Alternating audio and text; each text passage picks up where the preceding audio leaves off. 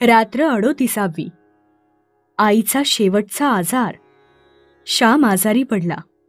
अंगात तापही होता. डोळे मिटून तो पडला होता. श्याम, पाय चेपू का? गोविंदाने विचारलं. नको, माझे पाय चेपून काय होणार? माझी सेवा नको करायला. तुम्ही आपापली कामं करा. त्या मोहन पाटलाचा ताका लवकर विणून द्या. जा, माझ्याजवळ बसून काय होणार? रामराम म्हणत मी शांत पडून राहीन. श्याम म्हणाला. श्याम, कोणी आजारी पडले तर आपण जातो. आपल्या आश्रमातील कोणी आजारी पडला तर त्याच्याजवळ नको का बसायला? रामने विचारले. अरे, इतका का मी आजारी आहे? तुमचे माझ्यावर प्रेम आहे. मी कितीही जेवलो तरी पोटभर जेवलो असे तुम्हास वाटत नाही. मी बरा असलो तरी बरा आहे असे वाटत नाही. मी आजारी नसलो तरी तुम्ही आजारी पाडाल. वेडे आहात. काही वादबीत झाला तर बसा जवळ. तुम्ही कामाला गेला तरच मला बरे वाटेल. गोविंदा, जा तू. राम, तूही पिंजायला जा. श्यामच्या निक्षून सांगण्यामुळे सारे गेले. सायंकाळी श्यामला जरा बरे वाटत होते. अंथरुणात बसून तो सूत कातीत होता. तोंडाने श्लोक म्हणत होता. सुछो रुछो ना तुझ वीण काही, जडो सदा जीव तुझ्याच पायी. तुझाच लागो मज एक छंद, मुखात गोविंद हरे मुकुंद. तुझाच लागो मज एक नाद, सरोत सारेच वितंडवाद. तुझाच असो प्रेमळ एक बंध, मुखात गोविंद हरे मुकुंद. काय रे, आतासे आलात? श्यामने विचारले. तुम्ही रात्री सांगणार का गोष्ट? एका लहान मुलाने विचारले. हो, सांगेन, तुम्ही या. श्याम म्हणाला. पहा, तुम्हाला छान छान दगड आणलेत. आम्ही त्या टेकडीवर फिरायला गेलो होतो. एक मुलगा म्हणाला व त्याने ते दगड श्यामजवळ ठेवले. खरेच किती सुंदर इथे. या, आपण त्यांची चित्रे करू. मी पोपट करतो हं. असे म्हणून श्याम त्या खड्यांचा पोपट करू लागला. मुले एक एक खडा देत होती. आता चोचीला लाल रंगाचा खडा हवा, अगदी लहानसा. श्याम म्हणाला. हा घ्या, हा पहा चांगला आहे. एक मुलगा म्हणाला. श्यामने तो खडा लावला व सुंदर रागो तयार झाला. आता मोर बनवा. दुसरा एक मुलगा म्हणाला. तुम्हीच बनवा मोर. श्याम म्हणाला. आम्हाला चांगला येत नाही. तो मुलगा म्हणाला. पण आता तुम्ही घरी जा, लवकर जेवून या. श्यामने सांगितले. चला रे, जेवण करून येऊ. एक मोठा समजूतदार मुलगा म्हटला आणि ती पाखरं उडून गेली. श्याम या नाना रंगाच्या खड्यांकडे पाहत बसला. या लहान खड्यांत किती सौंदर्य देवाने ओतलंय, असा विचार मनात येऊन तो त्या खड्यांना हृदयाशी धरत होता. जणू सौंदर्य सागर परमात्म्याच्याच त्या मूर्ती. भक्ताला जिकडे तिकडे ईश्वराच्या मूर्ती दिसतात, याचा अल्प अनुभव त्याला येत होता. एक प्रकारची कोमलता त्याच्या मुखावर शोभत होती. गोविंदा, राम, नामदेव सारे त्याच्या जवळ आले. श्याम, काय तुझ्या हातात? फूल का? रामने विचारले. अरे, फुलाला माझे मलिन व पापी हात मी कधी लावतो का? मी दुरूनच त्याला हात जोडीत असतो. श्याम म्हणाला. मग काय हातात? नामदेवाने विचारले. देवाच्या मूर्ती आहेत. श्याम म्हणाला. तुमची गणपतीची मूर्ती तर तुम्ही देऊन टाकलीत ना बाबूला? भिकाने विचारले. हो, पण माझ्याजवळ कितीतरी मूर्ती आहेत. श्याम म्हणाला. पाहू दे कसली आहे. असे म्हणून गोविंदाने श्यामचे हात धरले व मूठ उघडली. त्या मुठीतून माणिक मोती बाहेर पडली. हे माझे हिरे, हे माझे देव. लोक म्हणतात समुद्राच्या तळाशी मोती असतात व पृथ्वीच्या पोटात हिरे असतात. मला तर प्रत्येक नदीच्या वाळूत व प्रत्येक टेकडीच्या माथ्यावर हिरे आणि मोती दिसतात. पहा रंग कसे आहेत ते. असे म्हणून श्याम दाखवू लागला. श्याम, आज बोलणार ना तू? रामने विचारले. हो, त्या मुलांना मी सांगितलंय जेवून या म्हणून. त्यांनीच हे सुंदर खडे आणून दिले. त्यांनीच हा आनंद दिला व उत्साह. मी आता 2 तास सुद्धा बोलेन. प्रार्थनेची वेळ झाली असेल ना? श्यामने विचारले. प्रार्थनेची वेळ झाली होती. श्याम अंगावर पांघरूण घेऊन बसला होता. प्रार्थना झाल्यावर तो बोलू लागला. जप्तीच्या वेळी आमची दुर्वांची आजी घरी नव्हती. ती कोठे गावाला गेली होती. ती परत आली. आई त्या दिवसापासून अंथरुणालाच खिळली. तिच्या अंगात ताप असे, तो निघत नसे. शुश्रूषा तरी कोण करणार? आजीला होईल तेवढा आजी करीत असे. राधाताई मधून मधून येत व आईला कधी मुरावळा वगैरे आणून देत, कधी पित्ताची मात्रा आल्याच्या रसात देत. जानकी वहिनी, नमू मावशी वगैरे येत असत. परंतु घरात आता काम कोण करणार? शेजारच्या शरदला न्हाऊ कोण घालणार? आई जे 2 रुपये मिळवीत होती ते आता बंद झाले. वडील आले म्हणजे दुर्वांची आजी रागाने चरफडे, बडबडे. "मेला स्वयंपाक तरी कसा करावयाचा? चुलीत घालायला काडी नाही, गोवरीचे खांड नाही, भाजीला घालायला तेल नाही, मीठ नाही, का नुसता भाजी भात उकडून वाढू?" दुर्वांची आजी बोलत होती. माझे वडील शांतपणे तिला म्हणाले, "नुसते तांदूळ उकडून आम्हाला वाढ द्वारका काकू. आमची अब्रू गेलीच आहे, ती आणखी दवडू नका." त्या दिवशी आई पुरुषोत्तमाला म्हणाली, "पुरुषोत्तम, तुझ्या मावशीला पत्र लिही. आता अखेरच्या वेळी तीच उपयोगी पडेल. तिला लिही म्हणजे ती येईल. राधाताईंना एक कार्ड देण्यासाठी मी सांगितलंय. जा, घेऊन ये. नाहीतर इंदूलाच मी बोलावले म्हणून सांग. तीच चांगले पत्र लिही. जा बाळ, बोलावून आण." पुरुषोत्तमने इंदूला सांगितले व इंदू कार्ड घेऊन आली. "यशोदाबाई, जास्त का वाटते? कपाळ चेपू का मी जरा?" ती प्रेमळ मुलगी म्हणाली. "नको इंदू, विचारलेस एवढेच पुष्कळ हो. कपाळ चेपून अधिकच दुखते. तुला पत्र लिहिण्यासाठी बोलावले. माझ्या बहिणीला पत्र लिहायचे, सखूला. तिला माझी सारी हकीकत लिही व मी बोलावले म्हणून लिही. कसे लिहावे ते तुलाच चांगले समजेल." आई म्हणाली. इंदूने पत्र लिहिले व वर पत्ता लिहिला. पुरुषोत्तम ते पत्र पेटीत टाकून आला. इंदूचा मुलगा घरी उठला होता म्हणून इंदू निघून गेली. "बाळ, पाणी दे रे," आई माझ्या लहान भावाला म्हणाली. तो एकदम तोंडात ओतू लागला. "चमच्याने घाल रे तोंडात. चमचा नसला कुठे तर संधीच्या पळीने घाल," असे आईने सांगितले. आईने सांगितले तसे पुरुषोत्तमाने पाणी पाजले. "या जानकीबाई, या हो, बसा ना." जानकीबाई समाचाराला आल्या होत्या. "पाय चेपू का जरा?" त्यांनी विचारले. "चेपू बिपू नका. हे हाडे जानकीबाई चेपल्याने खरीच जास्त दुखतात.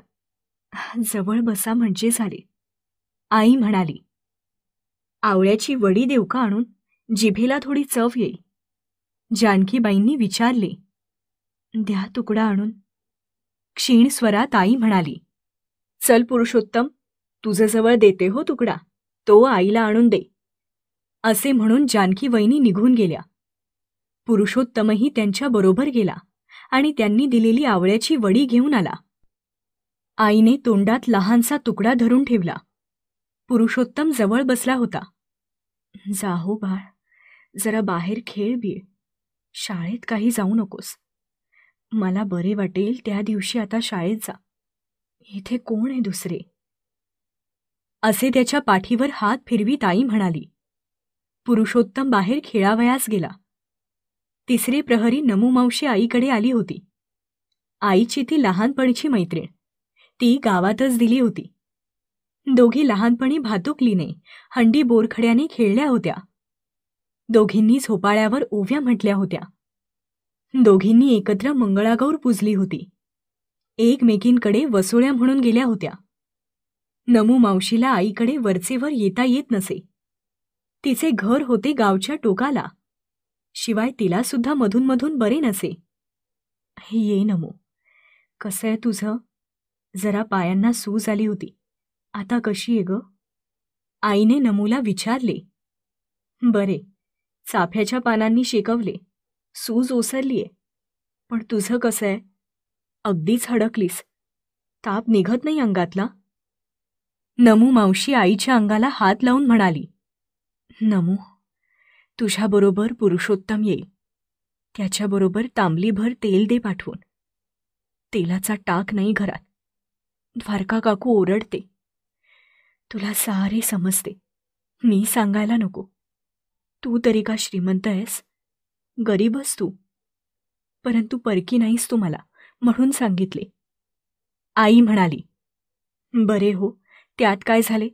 इतके मनाला लावून घेऊ नकोस. सारे मनाला लावून घेतेस. तुझे खरे दुखणे हेच आहे.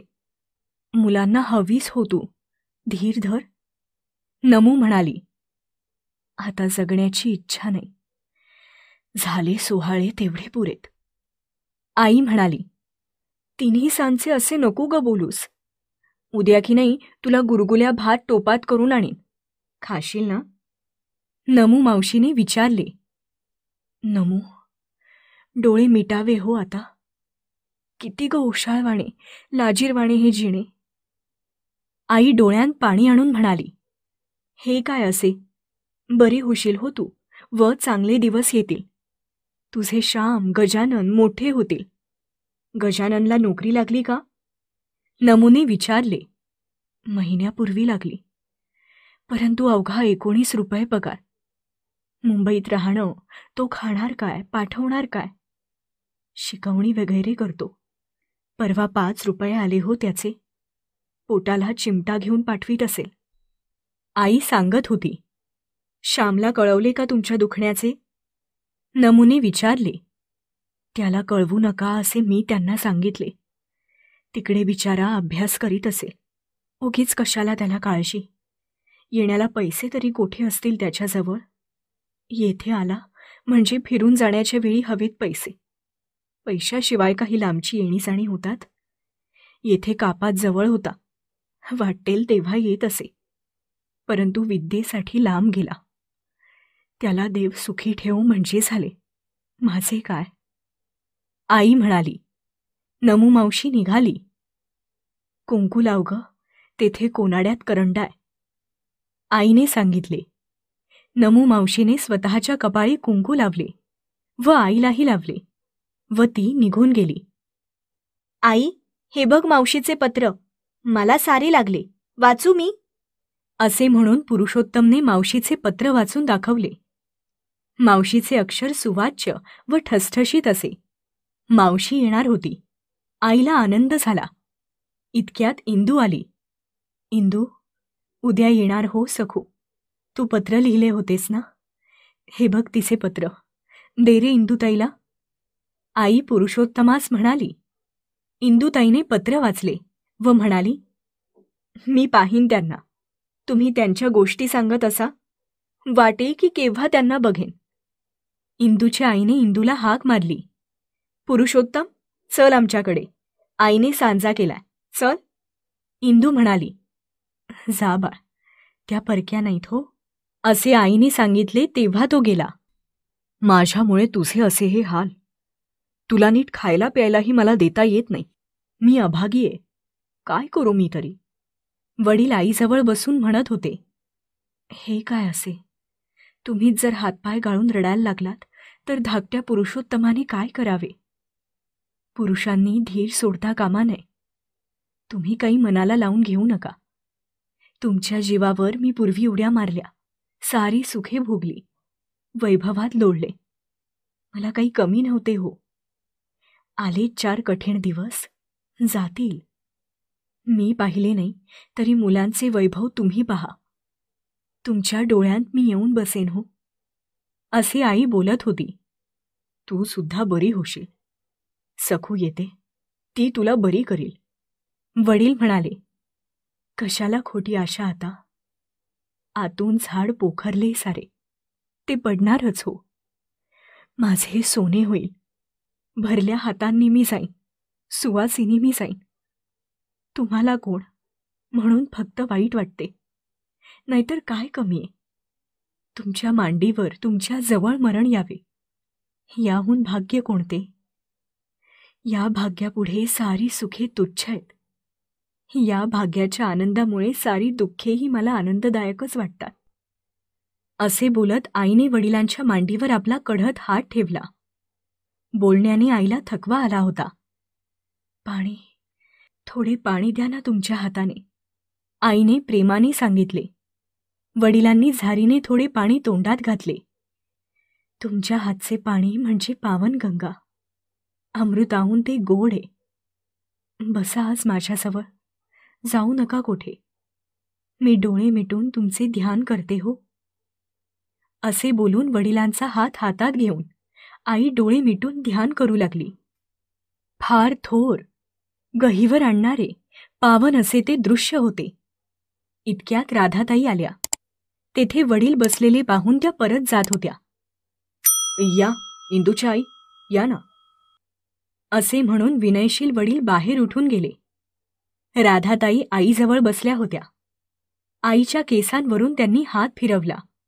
केस जरा सारखे केले. पहाटे येणार वाटतं तुमची बहीण, त्यांनी विचारले. हो, पत्र आले, इंदूने वाचले, आई म्हणाली. तिने सांगितले. बरे होईल, प्रेमाचे माणूस जवळ असले म्हणजे बरे वाटते. राधाताई म्हणाल्या. सारी प्रेमाचीच माणसे आहेत, ते जवळ आहे, तुमचा शेजारे, आणखी काय पाहिजे, आई म्हणाली. थोडा वेळ बसून राधाताई निघून गेल्या. मावशी पहाटे येणार होती. पुरुषोत्तम किती लवकर उठला होता. तो सारखा गाड्यांचा आवाज ऐकत होता. बोटींची माणसे घेऊन येणाऱ्या बैलगाड्या पहाटेच्या सुमारास पालगडला येत. जरा कवाडीशी गाडी थांबली असे वाटताच पुरुषोत्तम धावत जाई व पाही. परंतु गाडी पुढे निघून जाई. शेवटी एक गाडी आमच्या बेड्याशी थांबली. आपल्याच बेड्याशी थांबली रे, आजी म्हणाली. दुर्वांची आजी पोतेरे घालीत होती. पुरुषोत्तम धावत गेला. वडीलही पुढे गेले. होय, मावशीच आली होती. पुरुषोत्तम करंडी घेऊन आला.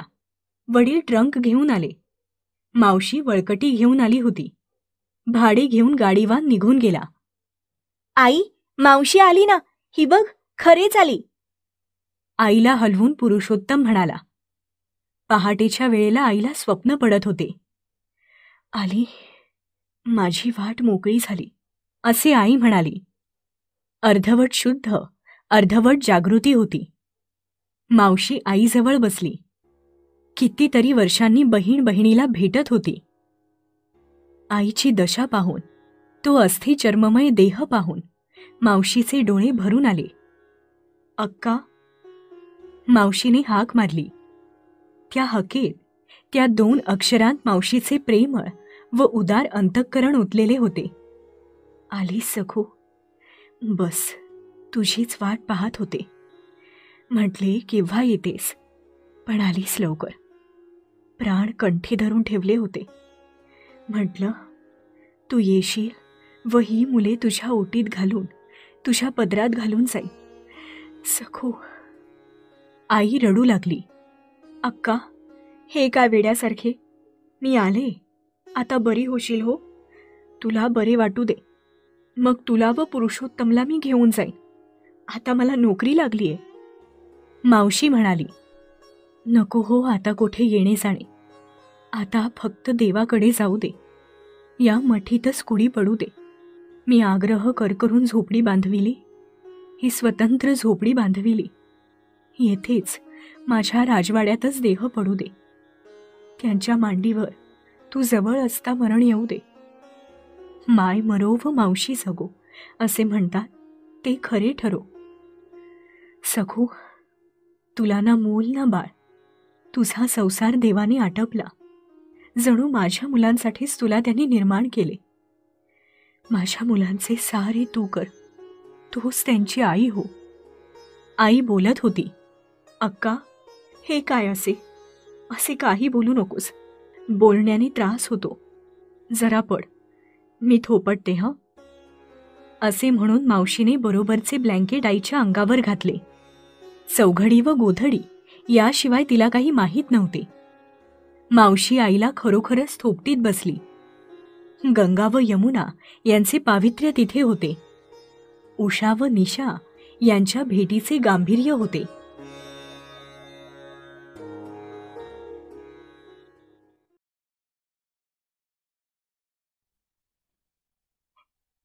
ही आजी लवकर चल, श्यामची आई सुरू झालं.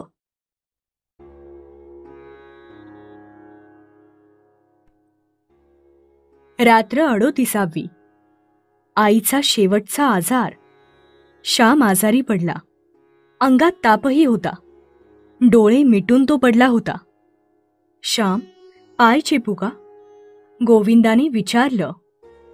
नको, माझे पाय चेपून काय होणार? माझी सेवा नको करायला. तुम्ही आपापली कामं करा. त्या मोहन पाटलाचा ताका लवकर विणून द्या. जा, माझ्याजवळ बसून काय होणार? रामराम म्हणत मी शांत पडून राहीन. श्याम म्हणाला. श्याम, कोणी आजारी पडले तर आपण जातो. आपल्या आश्रमातील कोणी आजारी पडला तर त्याच्याजवळ नको का बसायला? रामने विचारले. अरे, इतका का मी आजारी आहे? तुमचे माझ्यावर प्रेम आहे. मी कितीही जेवलो तरी पोटभर जेवलो असे तुम्हास वाटत नाही. मी बरा असलो तरी बरा आहे असे वाटत नाही. मी आजारी नसलो तरी तुम्ही आजारी पाडाल. वेडे आहात. काही वादबीत झाला तर बसा जवळ. तुम्ही कामाला गेला तरच मला बरे वाटेल. गोविंदा, जा तू. राम, तूही पिंजायला जा. श्यामच्या निक्षून सांगण्यामुळे सारे गेले. सायंकाळी श्यामला जरा बरे वाटत होते. अंथरुणात बसून तो सूत कातीत होता. तोंडाने श्लोक म्हणत होता. सुछो रुछो ना तुझ वीण काही, जडो सदा जीव तुझ्याच पायी. तुझाच लागो मज एक छंद, मुखात गोविंद हरे मुकुंद. तुझाच लागो मज एक नाद, सरोत सारेच वितंडवाद. तुझाच असो प्रेमळ एक बंध, मुखात गोविंद हरे मुकुंद. काय रे, आतासे आलात? श्यामने विचारले. तुम्ही रात्री सांगणार का गोष्ट? एका लहान मुलाने विचारले. हो, सांगेन, तुम्ही या. श्याम म्हणाला. पहा, तुम्हाला छान छान दगड आणलेत. आम्ही त्या टेकडीवर फिरायला गेलो होतो. एक मुलगा म्हणाला व त्याने ते दगड श्यामजवळ ठेवले. खरेच किती सुंदर इथे. या, आपण त्यांची चित्रे करू. मी पोपट करतो हं. असे म्हणून श्याम त्या खड्यांचा पोपट करू लागला. मुले एक एक खडा देत होती. आता चोचीला लाल रंगाचा खडा हवा, अगदी लहानसा. श्याम म्हणाला. हा घ्या, हा पहा चांगला आहे. एक मुलगा म्हणाला. श्यामने तो खडा लावला व सुंदर रागो तयार झाला. आता मोर बनवा. दुसरा एक मुलगा म्हणाला. तुम्हीच बनवा मोर. श्याम म्हणाला. आम्हाला चांगला येत नाही. तो मुलगा म्हणाला. पण आता तुम्ही घरी जा, लवकर जेवून या. श्यामने सांगितले. चला रे, जेवण करून येऊ. एक मोठा समजूतदार मुलगा म्हटला आणि ती पाखरं उडून गेली. श्याम या नाना रंगाच्या खड्यांकडे पाहत बसला. या लहान खड्यांत किती सौंदर्य देवाने ओतलंय असा विचार मनात येऊन तो त्या खड्यांना हृदयाशी धरत होता. जणू सौंदर्य सागर परमात्म्याच्याच त्या मूर्ती. भक्ताला जिकडे तिकडे ईश्वराच्या मूर्ती दिसतात याचा अल्प अनुभव त्याला येत होता. एक प्रकारची कोमलता त्याच्या मुखावर शोभत होती. गोविंदा, राम, नामदेव सारे त्याच्या जवळ आले. श्याम, काय तुझ्या हातात? फूल का? रामने विचारले. अरे, फुलाला माझे मलिन व पापी हात मी कधी लावतो का? मी दुरूनच त्याला हात जोडीत असतो. श्याम म्हणाला. मग काय हातात? नामदेवाने विचारले. देवाच्या मूर्ती आहेत. श्याम म्हणाला. तुमची गणपतीची मूर्ती तर तुम्ही देऊन टाकलीत ना बाबूला? भिकाने विचारले. हो, पण माझ्याजवळ कितीतरी मूर्ती आहेत. श्याम म्हणाला. पाहू दे कसली आहे. असे म्हणून गोविंदाने श्यामचे हात धरले व मूठ उघडली. त्या मुठीतून माणिक मोती बाहेर पडली. हे माझे हिरे, हे माझे देव. लोक म्हणतात समुद्राच्या तळाशी मोती असतात व पृथ्वीच्या पोटात हिरे असतात. मला तर प्रत्येक नदीच्या वाळूत व प्रत्येक टेकडीच्या माथ्यावर हिरे आणि मोतिये दिसतात. पहा रंग कसे आहेत ते. असे म्हणून श्याम दाखवू लागला. श्याम, आज बोलणार ना तू? रामने विचारले. हो, त्या मुलांना मी सांगितलंय जेवून या म्हणून. त्यांनीच हे सुंदर खडे आणून दिले. त्यांनीच हा आनंद दिला व उत्साह. मी आता 2 तास सुद्धा बोलेन. प्रार्थनेची वेळ झाली असेल ना? श्यामने विचारले. प्रार्थनेची वेळ झाली होती. श्याम अंगावर पांघरूण घेऊन बसला होता. प्रार्थना झाल्यावर तो बोलू लागला. जप्तीच्या वेळी आमची दुर्वांची आजी घरी नव्हती. ती कोठे गावाला गेली होती. ती परत आली. आई त्या दिवसापासून अंथरुणालाच खिळली. तिच्या अंगात ताप असे, तो निघत नसे. शुश्रूषा तरी कोण करणार? आजीला होईल तेवढा आजी करीत असे. राधाताई मधून मधून येत व आईला कधी मुरावळा वगैरे आणून देत, कधी पित्ताची मात्रा आल्याच्या रसात देत. जानकी वहिनी, नमू मावशी वगैरे येत असत. परंतु घरात आता काम कोण करणार? शेजारच्या शरदला न्हाऊ कोण घालणार? आई जे 2 रुपये मिळवीत होती ते आता बंद झाले. वडील आले म्हणजे दुर्वांची आजी रागाने चरफडे, बडबडे. "मेला स्वयंपाक तरी कसा करावयाचा? चुलीत घालायला काडी नाही, गोवरीचे खांड नाही, भाजीला घालायला तेल नाही, मीठ नाही, का नुसता भाजी भात उकडून वाढू?" दुर्वांची आजी बोलत होती. माझे वडील शांतपणे तिला म्हणाले, "नुसते तांदूळ उकडून आम्हाला वाढ द्वारका काकू. आमची अब्रू गेलीच आहे, ती आणखी दवडू नका." त्या दिवशी आई पुरुषोत्तमाला म्हणाली, "पुरुषोत्तम, तुझ्या मावशीला पत्र लिही. आता अखेरच्या वेळी तीच उपयोगी पडेल. तिला लिही म्हणजे ती येईल. राधाताईंना एक कार्ड देण्यासाठी मी सांगितलंय. जा, घेऊन ये. नाहीतर इंदूलाच मी बोलावले म्हणून सांग. तीच चांगले पत्र लिही. जा बाळ, बोलावून आण." पुरुषोत्तमने इंदूला सांगितले व इंदू कार्ड घेऊन आली. "यशोदाबाई, जास्त का वाटते? कपाळ चेपू का मी जरा?" ती प्रेमळ मुलगी म्हणाली. "नको इंदू, विचारलेस एवढेच पुष्कळ हो. कपाळ चेपून अधिकच दुखते. तुला पत्र लिहिण्यासाठी बोलावले. माझ्या बहिणीला पत्र लिहायचे, सखूला. तिला माझी सारी हकीकत लिही व मी बोलावले म्हणून लिही. कसे लिहावे ते तुलाच चांगले समजेल." आई म्हणाली. इंदूने पत्र लिहिले व वर पत्ता लिहिला. पुरुषोत्तम ते पत्र पेटीत टाकून आला. इंदूचा मुलगा घरी उठला होता म्हणून इंदू निघून गेली. "बाळ, पाणी दे रे," आई माझ्या लहान भावाला म्हणाली. तो एकदम तोंडात ओतू लागला. "चमच्याने घाल रे तोंडात. चमचा नसला कुठे तर संधीच्या पळीने घाल," असे आईने सांगितले. आईने सांगितले तसे पुरुषोत्तमाने पाणी पाजले. "या जानकीबाई, या हो, बसा ना." जानकीबाई समाचाराला आल्या होत्या. "पाय चेपू का जरा?" त्यांनी विचारले. "चेपू बिपू नका. ही हाडे जानकीबाई चेपल्याने खरीच जास्त दुखतात. जवळ बसा म्हणजे झाले." आई म्हणाली. "आवळ्याची वडी देऊ का आणून? जिभेला थोडी चव येईल." जानकीबाईंनी विचारले.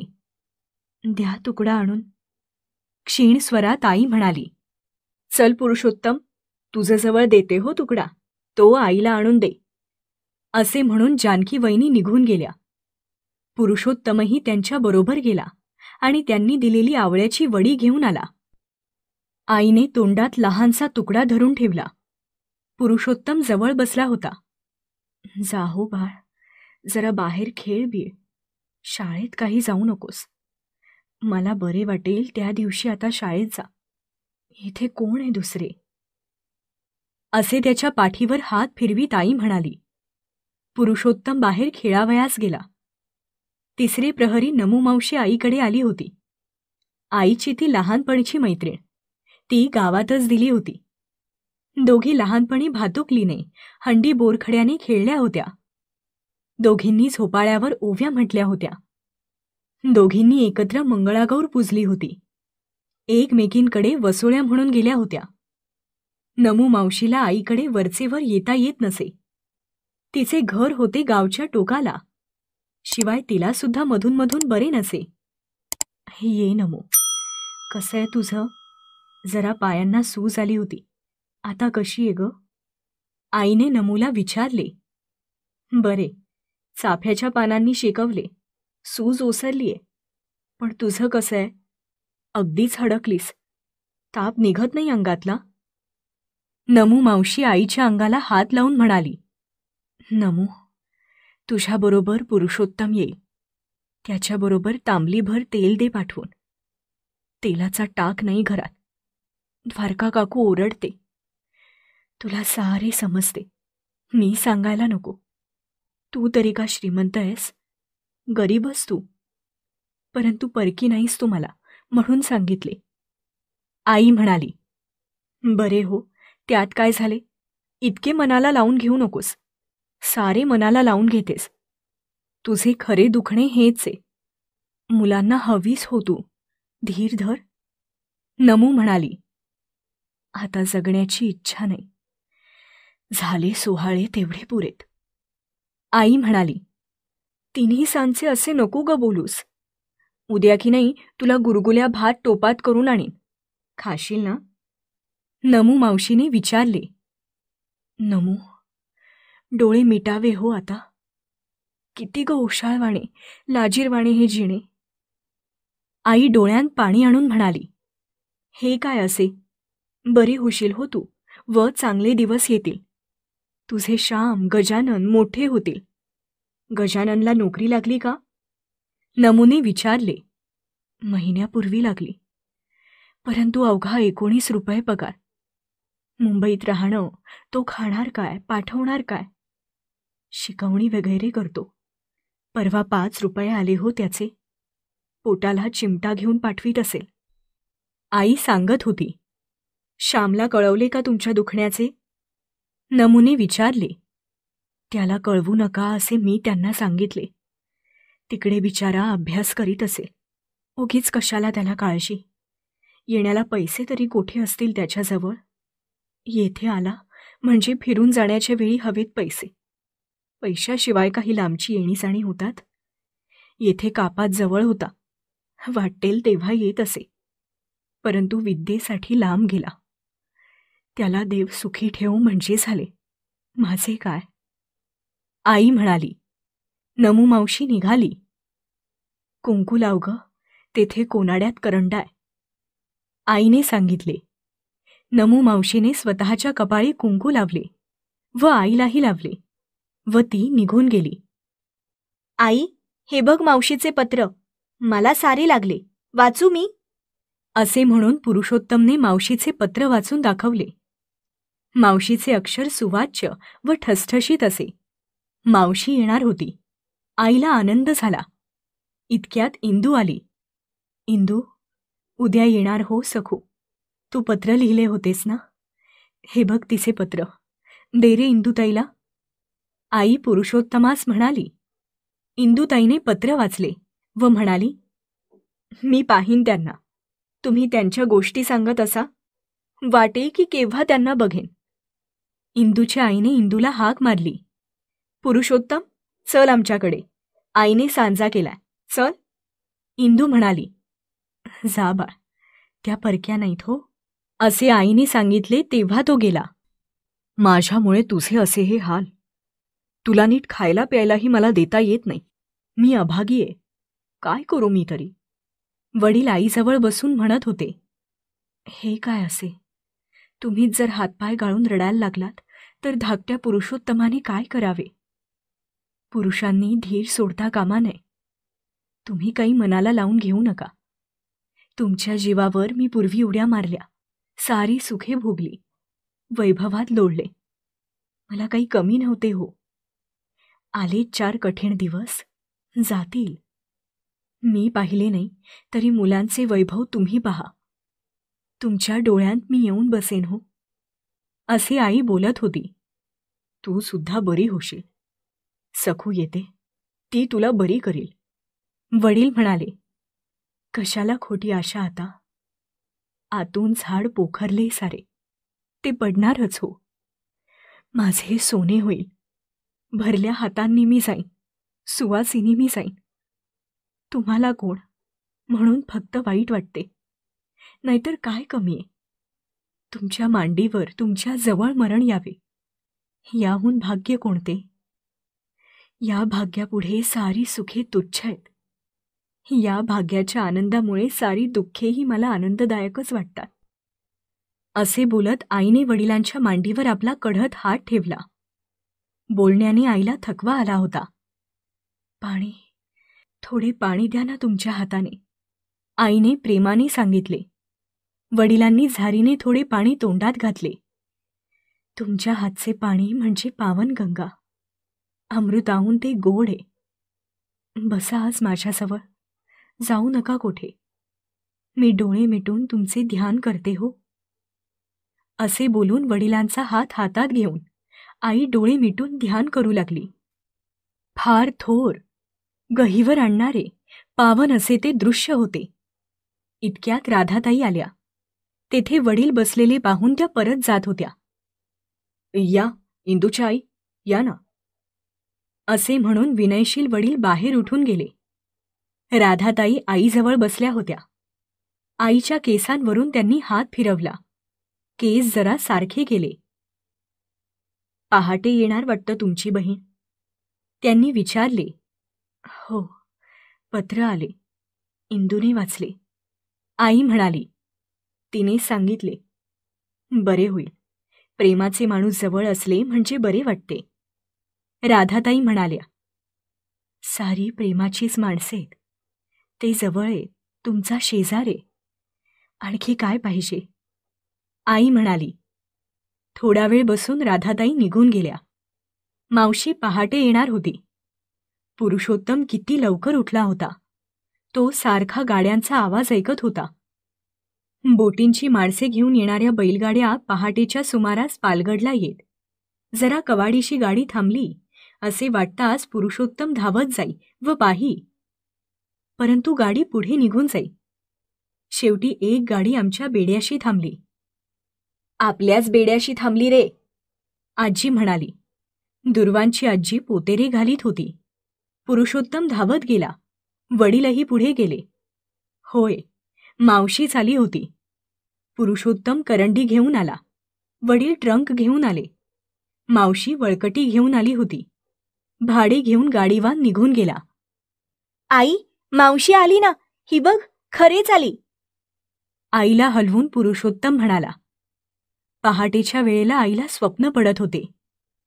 आली, माझी वाट मोकळी झाली, असे आई म्हणाली. अर्धवट शुद्ध, अर्धवट जागृती होती. मावशी आईजवळ बसली. कितीतरी वर्षांनी बहीण बहिणीला भेटत होती. आईची दशा पाहून, तो अस्थिचर्ममय देह पाहून मावशीचे डोळे भरून आले. अक्का, मावशीने हाक मारली. त्या हकेत, त्या 2 अक्षरांत मावशीचे प्रेमळ व उदार अंतःकरण ओतलेले होते. आलीस सखू, बस, तुझीच वाट पाहत होते. म्हटले केव्हा येतेस, पण आलीस लवकर. प्राण कंठी धरून ठेवले होते.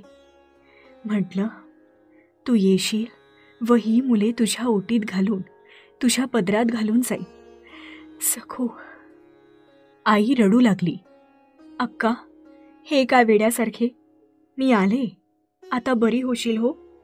तुला बरे वाटू दे, मग तुला व पुरुषोत्तमला मी घेऊन जाईन. आता मला नोकरी लागलीये. मावशी म्हणाली. नको हो आता कोठे येणे जाणे. आता फक्त देवाकडे जाऊ दे. या मठीतच कुडी पडू दे. मी आग्रह करून झोपडी बांधविली, ही स्वतंत्र झोपडी बांधविली. येथेच माझ्या राजवाड्यातच देह पडू दे. त्यांच्या मांडीवर तू जवळ असता मरण येऊ दे. माय मरो व मावशी जगो असे म्हणतात, ते खरे ठरो. सखू, तुला ना मूल ना बाळ, तुझा संसार देवाने आटपला. जणू माझ्या मुलांसाठीच तुला त्यांनी निर्माण केले. माझ्या मुलांचे सारे तू कर, तूच त्यांची आई हो. आई बोलत होती. अक्का, हे काय असे, असे काही बोलू नकोस. बोलण्याने त्रास होतो. जरा पड. मी थोपटते हं. असे म्हणून मावशीने बरोबरचे ब्लँकेट आईच्या अंगावर घातले. चौघडी व गोधडी याशिवाय तिला काही माहीत नव्हते. मावशी आईला खरोखरच थोपटीत बसली. गंगा व यमुना यांचे पावित्र्य तिथे होते. उषा व निशा यांच्या भेटीचे गांभीर्य होते.